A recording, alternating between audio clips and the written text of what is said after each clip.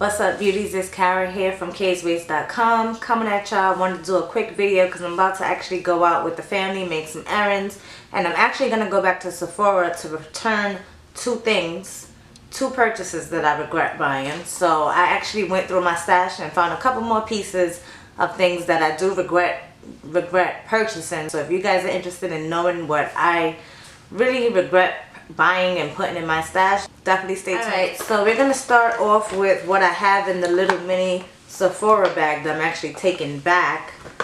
You guys may remember when I hold this, actually it's the Kat Von D Lock-It Tattoo Concealer, and that's what it looks like in the packaging.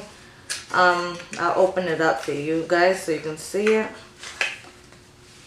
This is what the concealer looks like, and I regret buying it because, the smell. It smells like freaking paint thinner, or like it's just so strong, and I don't like that, especially near my eyes. Like, your eyes is the most sensitive part of your freaking face, so I didn't like the way that it smelled. The color was off.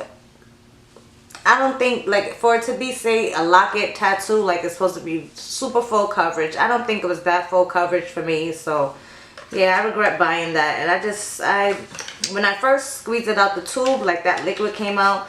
But that's to be expected with stuff like tubes like this. Even like the LA Girl Pro Conceal, sometimes I told you, you gotta fill up the tube just to get all that liquid out of it, because they are water based, so a little bit of that liquid comes out. But I just didn't like that. That concealer just didn't work for me, so that is definitely going back. The next thing that's in this bag is also another Kat Von D product.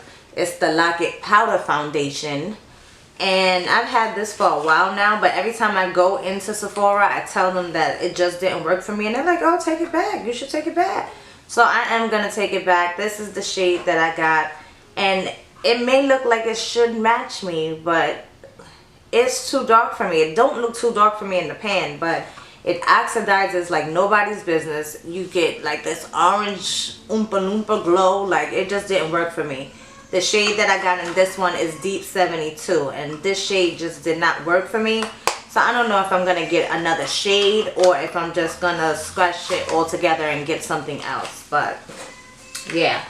Also, what's in that Sephora bag, I'm actually taking it back, but I'm taking it back for a deeper color because I cannot wait to try this. I ordered this online. This is the new Clinique Beyond Perfecting Foundation and Concealer, and I wanted to try this so bad, but I ordered it online.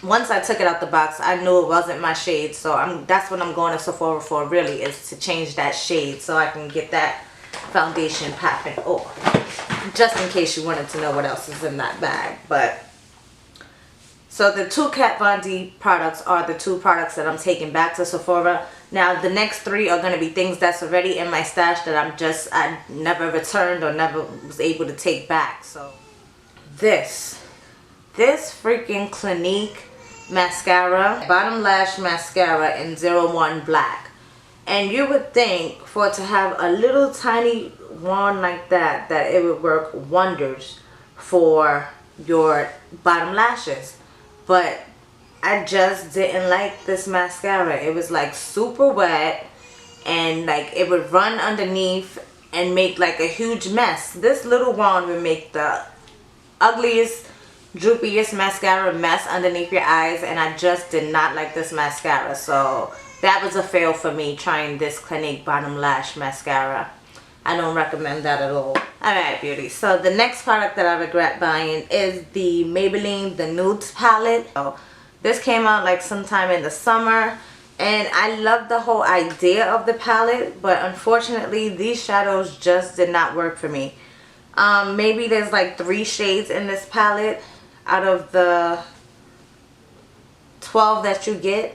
So 3 out of 12, if you do the ratio, you do the math, I only like a quarter of the palette, which means I could have just basically got a quad instead of buying this whole 12 pan palette.